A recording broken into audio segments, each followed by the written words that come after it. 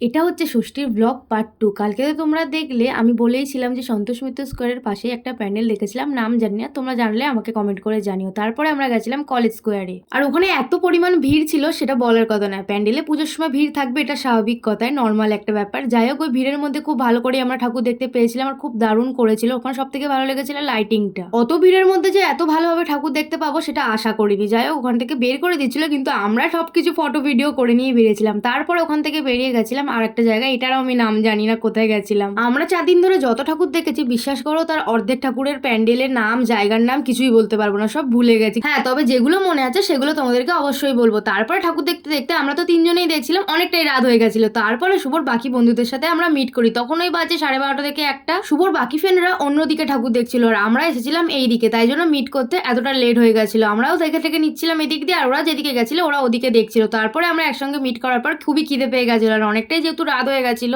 তাই জন্য দেখা হওয়ার পরেই সবাই মিলে বললো আগে কিছু খেয়ে নেওয়া যাক, কারণ পেট পূজাটা তো আগে করতে হবে, তা না ঠাকুর দেখতেই পারবো না। তাই জন্য সবাই মিলে খেয়ে নিয়েছিলাম বিরিয়ানি খাওয়ার পর ওখানে প্রায় 1 ঘন্টা মতো আমরা আড্ডা মেরেছিলাম। খাওয়া দাওয়া সেরে আড্ডা মারতে মারতে বেজে গেছিল 2:30। তখন আমরা ভাবলাম না, আর তো লেট করা যাবে না, এরপর ঠাকুরই দেখতে পারবো না। তারপর আমরা চলে গেছিলাম বাগবাজারের সাইডে, কিন্তু এইটা কোন ঠাকুর আমি জানি না ঠিক, আর কোন রাস্তায় গেছিলাম সেটাও মনে নেই আমার। রাস্তায় যেতে যেতে যত প্যান্ডেল পড়ছিল সবগুলোই আমরা দেখছিলাম। এবার অত নাম তো মনে রাখা সম্ভব না, যেগুলো বেশি বেশি ভালো ঠাকুর, বড় বড় প্যান্ডেল, সেগুলোই আমাদের মনে আছে খুব ভালো করে। তোমরা যদি এইসব ঠাকুরগুলো দেখে থাকো তাহলে কিন্তু আমাকে জানিও, আমার খুব ভালো লাগবে তাহলে যে তোমরা ওই ঠাকুরগুলো দেখেছো। যাই হোক, আমরা তো ভিড়ের মধ্যে প্যান্ডেল হপিং করছিলাম, আর সত্যি বলতে এত মজা হচ্ছিল যে কি বলবো। এই 4টে দিন পুজো কিভাবে যে কেটে গেল সত্যিই জানি না। আমি যতটা সম্ভব তোমাদের সাথে শেয়ার করার চেষ্টা করেছি। অত ডিটেলিং এ ভিডিও করতে গেলে তো এই শর্টসে ছাড়া সম্ভব না, এতে অনেক বড় বড় ভিডিও হয়ে যাবে, তাই শর্টসে এত বড় বড় ভিডিও হয়ে যাচ্ছে যে কি বলবো। যতটা সম্ভব ততটাই দেখিয়েছি। বাগবাজার থেকে আমরা অনেকগুলোই প্যান্ডেল দেখতে দেখতে আসছিলাম, আর তারপরে চলে এসেছিলাম বাগবাজারেরই বড় প্যান্ডেলটা। এটা তো আর নাম ভোলার কোনো চান্সই নেই। ও হ্যাঁ, আগের প্যান্ডেলটাও তো হাতিবাগান হবে, আমার খুব একটা মনে নেই, কিন্তু যতটা সম্ভব তাই মনে হয়। আর এই প্যান্ডেলটা দেখে বেরোনোর পর তখন বাজে পুরো 4টে, আর খুব খিদে পেয়ে গেছিল। বিশ্বাস করো, তখন